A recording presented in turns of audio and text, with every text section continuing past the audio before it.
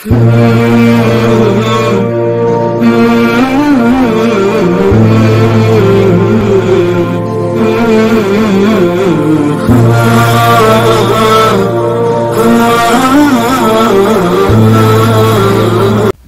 علیکم ورحمۃ اللہ وبرکاتہ۔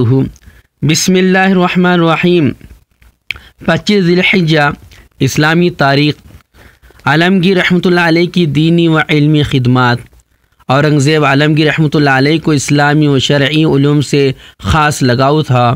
یوں تو ان کے دور میں بہت سے دینی اور علمی کام انجام دیے گئے اور بہت ساری کتابیں شائع کی گئیں۔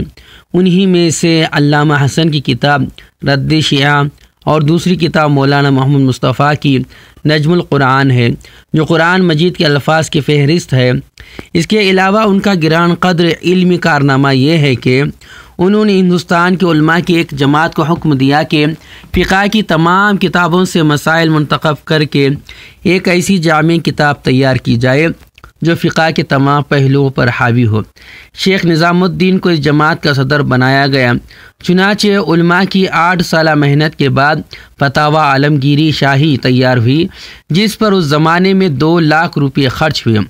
بادشاہ کا معمول تھا کہ روزانہ اس کتاب کا ایک صفحہ شیخ نظام سے پڑھوا کر اس پر غور و فکر کرتے اور پھر علماء کی متفق رائے سے اس کو لکھا جاتا۔ حقیقت میں ایک ایسا علمی کارنامہ ہے کہ جس نے علماء و طلباء کو فقہ کی تمام کتابوں سے بے نیاز کر دیا۔ جب اس کتاب کو عرب علماء نے پڑھا تو اسے بڑی قدر کی نگاہ سے دیکھا اور پھر عرب میں فتاوی ہندیہ کے نام سے اس کو شائع کیا۔ اللہ کی قدرت مچھر۔ اللہ تعالیٰ نے چھوٹی بڑی بے شمار مخلوق پیدا فرمائی ہے۔ کوئی بھی چیز قدرت کے کارخانے میں نکمی اور بیکار نہیں ہے۔ مچھر ہی پر غور کیجیے کہ اس کی بناوٹ اللہ کی قدرت کا کرشمہ معلوم ہوتی ہے۔ جب وہ انسان کے جسم پر بیٹھتا ہے تو اپنی سونڈ جلد کے مسامات میں داخل کر دیتا ہے اور پیٹ بھر کا خون چوس لیتا ہے، اور حیرت کی بات ہے کہ اس کی سونڈ اتنی باریک ہونے کے باوجود نل کی پائپ کی طرح ہوتی ہے۔ آخر اس کی اتنی باریک سونڈ میں سوراخ کس نے پیدا کیا؟ بے شک اللہ ہی کی قدرت کی دلیل ہے۔ ایک فرض کے بارے میں کھڑے ہو کر نماز پڑھنا۔ قرآن میں اللہ تعالیٰ فرماتا ہے، نماز میں اللہ کے سامنے عاجز بنے ہوئے کھڑے ہوا کرو۔ فائدہ، اگر کوئی شخص کھڑے ہو کر نماز پڑھنے کی طاقت رکھتا ہو تو اس پر فرض اور واجب نماز کو کھڑے ہو کر پڑھنا فرض ہے۔ ایک سنت کے بارے میں کثرت سے اللہ کا ذکر کرنا۔ عبداللہ بن ابی اوفی رحمۃ اللہ علیہ بیان کرتے ہیں کہ رسول اللہ صلی اللہ علیہ وسلم کثرت سے اللہ کا ذکر فرماتے، بیجا بات نہ فرماتے، نماز لمبی پڑھتے، خطبہ بہت مختصر دیتے اور بیواں اور مسکینوں کی ضرورت پورا کرنے کے لیے چلنے میں عار اور شرم محسوس نہ فرماتے۔ ایک اہم عمل کی فضیلت، جنت کا خزانہ۔ رسول اللہ صلی اللہ علیہ وسلم نے فرمایا، لا حول ولا قوت الا باللہ، بکثرت سے پڑھا کرو، اس لیے کہ جنت کے خزانوں میں سے ایک خزانہ ہے۔ ایک گناہ کے بارے میں زنا اور ناپ تول میں کمی کرنے کا وبال۔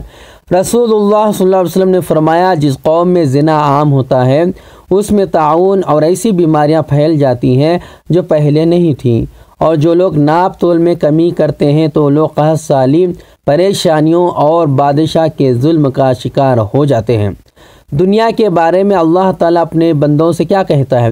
رسول اللہ صلی اللہ علیہ وسلم نے فرمایا، اللہ تعالیٰ فرماتا ہے، اے ابن آدم، تو میری عبادت کے لیے فارغ ہو جا، میں تیرے سینے کو مالداری سے بھر دوں گا اور تیری محتاجگی کو ختم کر دوں گا، اور اگر ایسا نہ کرے گا تو میں تیرے سینے کو مشغولی سے بھر دوں گا اور تیری محتاجگی کو بند نہیں کروں گا۔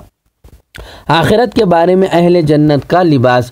قرآن میں اللہ تعالیٰ فرماتا ہے، اہل جنت کو سونے کے کنگن پہنائے جائیں گے اور سبز رنگ کے باریک اور موٹے ریشمی لباس پہنیں گے۔ طب نبوی سے علاج۔ کھانے کے بعد انگلیاں چاٹنے کا فائدہ۔ رسول اللہ صلی اللہ علیہ وسلم جب کھانا کھا لیتے تو اپنی 3 انگلیوں کو چاٹتے۔ فائدہ، علامہ ابن قیم رحمۃ اللہ علیہ کہتے ہیں کہ کھانا کھانے کے بعد انگلیاں چاٹنا ہاضمہ کے لیے انتہائی مفید ہے۔ قرآن کی نصیحت، قرآن میں اللہ تعالیٰ فرماتا ہے بلا شبہ یہ قرآن ایک نصیحت ہے، تو جو شخص چاہے اپنے رب تک پہنچنے کا راستہ اختیار کر لے، اور تم اللہ کی مرضی کے بغیر کچھ نہیں چاہ سکتے۔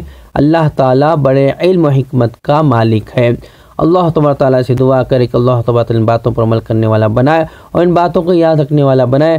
اگر میرے پڑھنے میں اور کہنے میں کچھ خطا غلطی ہو تو کمنٹس کے ذریعے میری اصلاح فرما دے اور میرے لیے دعا فرمائے کہ اللہ تبارک تعالیٰ ہمیں بھی عمل کرنے کی توفیق عطا فرمائے۔ السلام علیکم ورحمۃ اللہ وبرکاتہ۔